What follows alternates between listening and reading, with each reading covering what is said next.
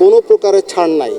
সন্ত্রাসীদের এবং যারা উদ্ধত্যপূর্ণ আচরণ করবে, যারা অন্যরকম চিন্তা করে জেতার চেষ্টা করবে, তাদের সেই সুযোগ চলে গেছে, আর কোনো সুযোগ নাই, তাদের মনে রাখতে হবে।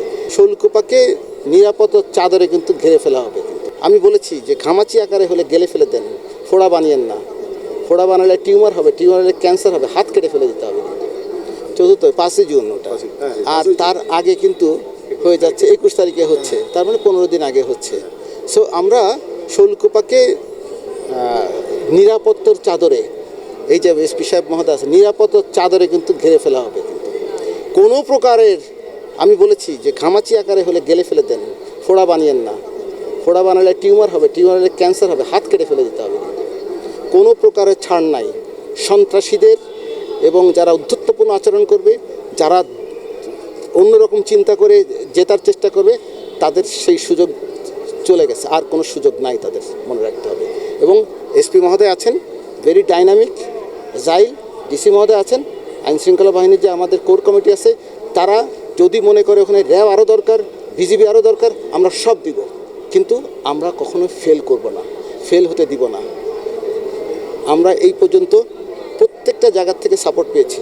আমাদের যে আইনগুলো করেছি, ভোট গ্রহণ কর্মকর্তা আইন করেছি, আপনাদের ক্যামেরা যদি নষ্ট করে, আপনাদের যদি কেউ আঘাত করে, সবগুলো কিন্তু সরকার বা আইন মন্ত্রণালয় পাশ করছে। কিন্তু আমরা বিধি যেগুলো পরিবর্তন করেছি, সবগুলাই কিন্তু এক বাক্যে 7 দিনের মধ্যে সবগুলো আমাদের দিয়ে দিচ্ছে। আমরা কিন্তু সম্পূর্ণ সহযোগিতা পাচ্ছি এবং সম্পূর্ণ স্বাধীনভাবে আমাদের যে দায়িত্ব পালন করতে আমরা বদ্ধপরিকর। এবং আমাদের জেলা প্রশাসক, এসপি এবং অন্যান্য আইন শৃঙ্খলা যারা আছে, আরইও, রিটার্নিং অফিসার এবং ইলেকশন কর্মকর্তাদের সহযোগিতায়, এবং সর্বোপরি আপনারা কিন্তু জনতার সংসদ, আপনারা আমাদের সাপোর্ট আমি বিশ্বাস করি। আসলে নির্বাচন একটা হচ্ছে টিম ওয়ার্ক, এবং এই টিমের সদস্য কিন্তু ইলেকশন কমিশন আছে এবং প্রশাসন আছে, আইন শৃঙ্খলা বাহিনী আছে, ভোট গ্রহণ কর্মকর্তা আছে এবং আমাদের সম্মানিত প্রার্থীগণ আছে। সবাই মিলে একটা সুন্দর নির্বাচন অনুষ্ঠিত হয়। এটা কিন্তু সবার সমান সংখ্যক যদি সহযোগিতা না হয়, আন্তরিকতা না থাকে, তাহলে কিন্তু একটা ভালো ইলেকশন করা হয়। সেটাই আমরা মেনলি, আমি সকালে প্রার্থীদের সাথে কথা বললাম চুয়াডাঙ্গায়, এখন আমি ভোট গ্রহণ কর্মকর্তাদের সাথে কথা বললাম, এবং তারা আমাকে আশ্বস্ত করছে তারা সঠিকভাবে, যেভাবে দ্বাদশ সংসদ নির্বাচন সাফল্যের সাথে সম্পন্ন করেছে, আন্তরিকতার সাথে, সততার সাথে, কোনো প্রকার প্রভাবে তারা বিচলিতও না, পক্ষপাতিত্ব করবেও না।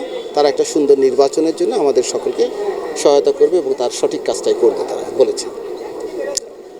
আমি তাদেরকে একটা জিনিস বলে দিয়েছি যে অনেক সময় দেখা যায় যে সাংবাদিকদের ঢুকতে দেওয়া হচ্ছে না।